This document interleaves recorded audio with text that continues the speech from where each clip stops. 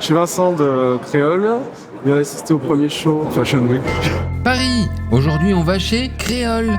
On retourne voir la marque géniale et prometteuse Créole avec Vincent-Frédéric Colombo qu'on avait découvert en 2020 sur le shooting de sa toute première collection. Trop content. Depuis, la marque a fait du chemin et défile pendant la Fashion Week parisienne masculine, un des événements à ne pas rater de la saison, et on y était. Le concept, l'esthétique, la politique, les mannequins, on décrypte tout. Bonjour, je suis Loïc Prigent, abonnez-vous à la chaîne pour tout voir de la mode, laissez un commentaire. Allez sur fashionmoodboard.com pour des tonnes d'articles et d'inspiration. Je suis Loïc Prigent. Abonnez-vous à la chaîne pour tout voir de la mode. Allez sur fashionmoodboard.com.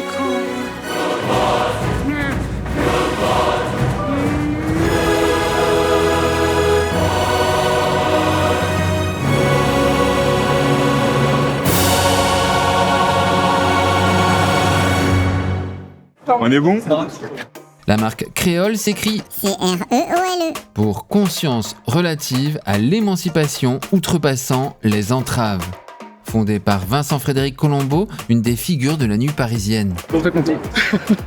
Un label sexy, mais un contexte politique, militant, queer, un savant mélange pour qu'on retienne Créole de manière hyper efficace.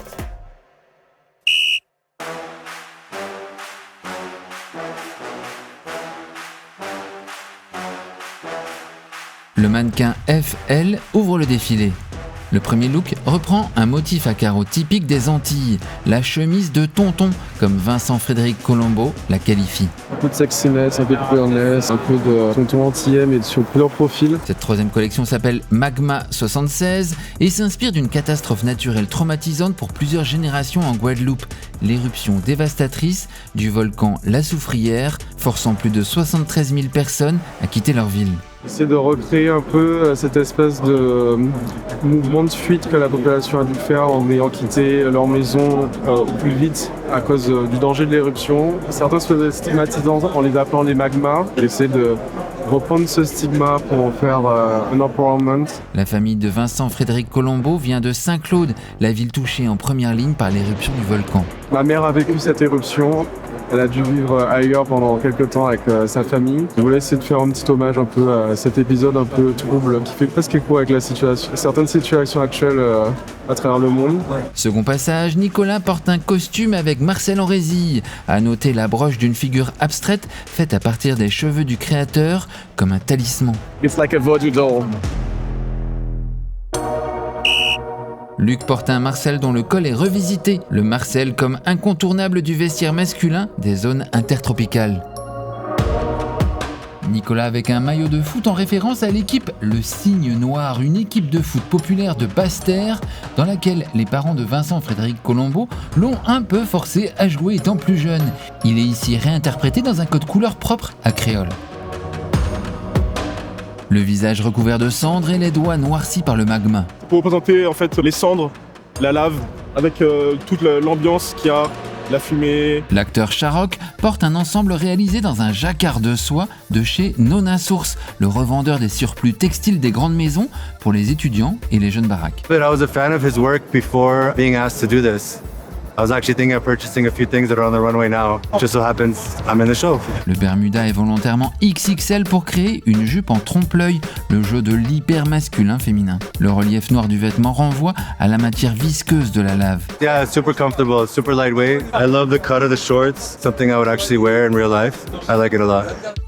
Jockey porte un maillot de foot siglé Magma. J'ai pas l'habitude de me balader en slip, mais bon, pour présenter la marque un peu, voilà. Les motifs des Antilles.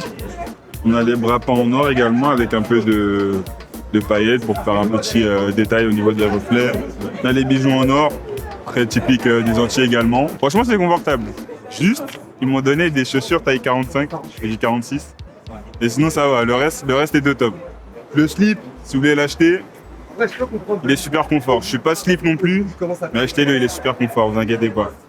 Goku, il nage bien dedans. On est bon ? Vadim et son Marcel en résille Tie-Dye, un best-seller de la marque depuis sa création. Le Marcel résille est la vedette du vestiaire caribéen et dancehall. Booba est le jaune, vert et rouge, le code couleur hautement symbolique, toujours présent chez Créole. Corentin porte un ensemble en madras, motif récurrent dans le vestiaire folklorique antillais. Le mix des couleurs, etc. qu'il y a sur ma tenue, je la trouve incroyable. C'est les motifs madras. C'est un motif très coutume dans les Antilles. Ici en velours imprimé pour un effet pot de pêche très R&B 2000.